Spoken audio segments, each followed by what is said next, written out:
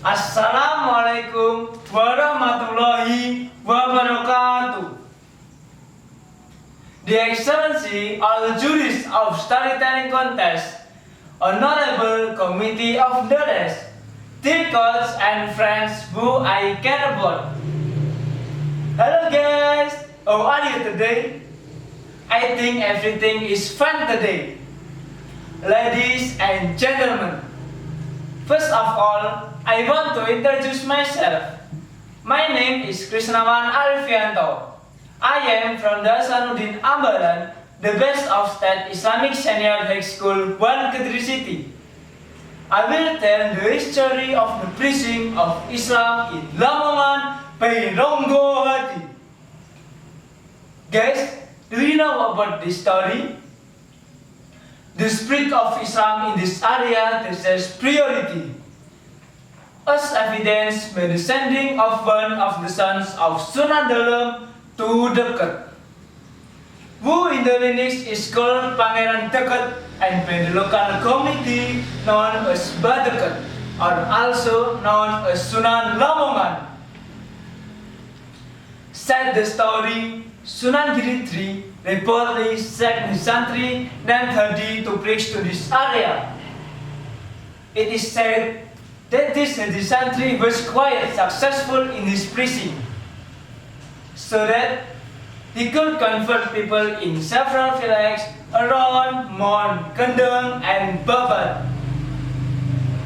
The Lamongan region is particularly very meaningful to Giri in its position as the center of the Ulama Government and as the center of Islamic Da'wah. This area could become a fortress from attacks by rulers in Sengguruh, the rest of the Majapahit kingdom in the south near Malang, for the second time or so, if the people and the rulers were already Muslim. Giri in 1535 was indeed attacked by Sengguruh and succeeded in occupying to Giri Palace. Troops, attack the Giri kingdom to the end! Attack!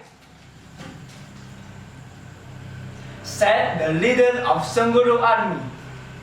So that Sunan Dalem, with the profile of Sheikh Oja, Sunan's uncle with the title of Sheikh Mangadi, fled to Gumena.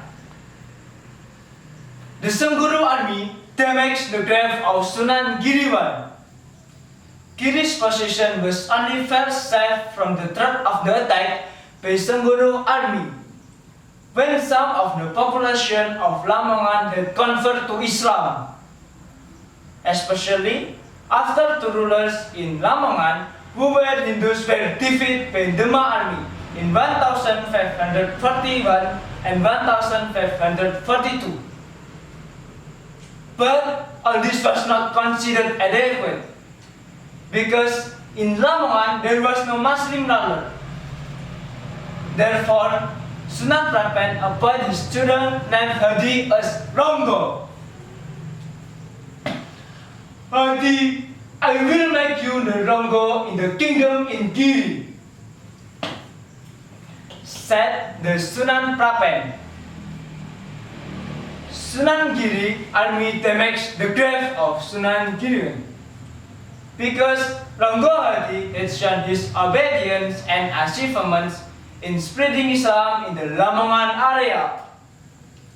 Sunan Giri made him a duke as Tumenggung Surajaya.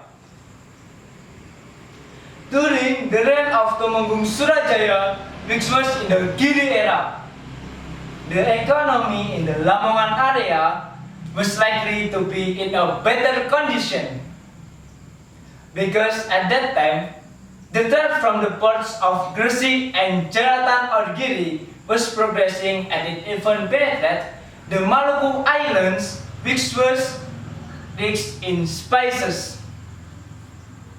At that time, transportation from the Lamongan area to the Jaratan port could be made by road and via the Lamong River.